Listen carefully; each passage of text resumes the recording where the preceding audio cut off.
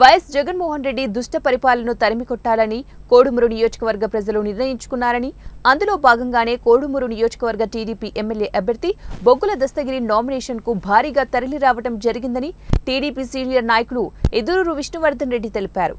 Telugu Desam senior నాయకులు ఎదురూరు విష్ణువర్ధన్ రెడ్డి నివాసం నుంచి కోడుమూరు నియోజకవర్గ ప్రజలు ర్యాలీగా బయలుదేరి ఆర్టీఓ కార్యాలయంలో కోడుమూరు నియోజకవర్గ టీడీపీ ఎమ్మెల్యే అభ్యర్థిగా బొగ్గుల దస్తగిరి నామినేషన్ దాఖలు చేశారు. అనంతరం సీనియర్ నాయకులు ఎదురూరు విష్ణువర్ధన్ రెడ్డి, తెలుగుదేశం ఎమ్మెల్యే అభ్యర్థి బొగ్గుల దస్తగిరి మాట్లాడుతూ కోడుమూరు నియోజకవర్గంలో త్రాగునీటి కోసం తీవ్ర ఇబ్బందికి గురవుతున్నారని, తెలుగుదేశం పార్టీ అధికారంలోకి రాగానే వెంటనే మొట్టమొదటిసారిగా త్రాగునీటిపైన, రైతులకు సాగునీటిపైన దృష్టి సారిస్తామని తెలిపారు.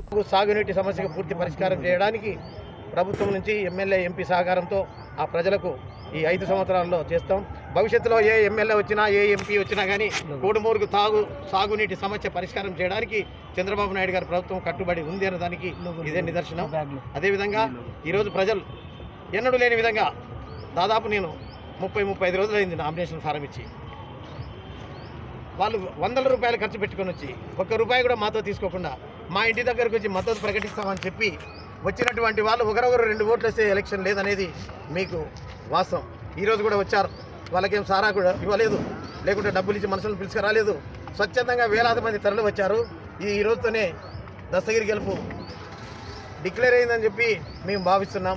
భగవంతుడి కృప ఎట్లా ఉందో ఏంగతో అది తెలియదు. దస్తగిరి గారు కూడా సౌమ్యుడు, చదువుకున్నటువంటి వ్యక్తి.